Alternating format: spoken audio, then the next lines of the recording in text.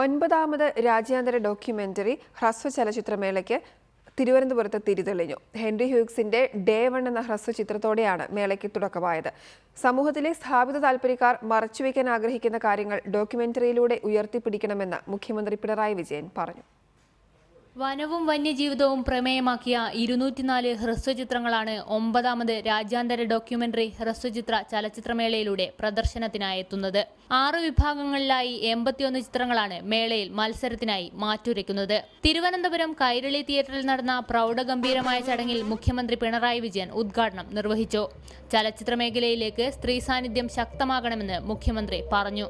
Documentary ഹ്രസ്വചിത്ര നിർമ്മാണ രംഗത്ത് പെൺകുട്ടികളുടെ വലിയ സാന്നിധ്യം ഇന്ന് പ്രകടമാണ്. അതിതീവ്രമായ ഇടപെടലാണ് അവർ നടത്തുന്നത്. ഗൗരവമുള്ളതാണ് അവരുടെ ചലച്ചിത്ര ഭാഷ. അതിനിയും ശക്തമാകണം. ചലച്ചിത്ര മേഖലയിലെ ഇന്നത്തെ സ്ത്രീ സാന്നിധ്യം പോരാ.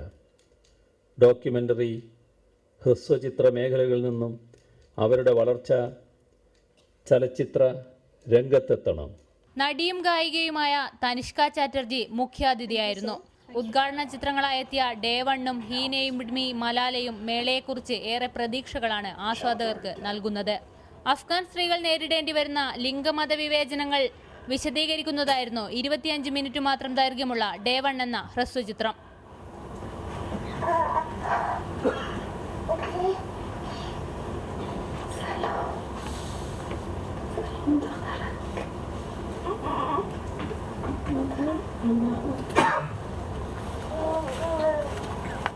ജൂൺ 14 വരെ നീണ്ടുനിൽക്കുന്ന മേളയിൽ വിദേശ രാജ്യങ്ങളിൽ നിന്നടക്കം 1000-ലധികം പ്രതിനിധികളാണ് പങ്കെടുക്കുന്നത്.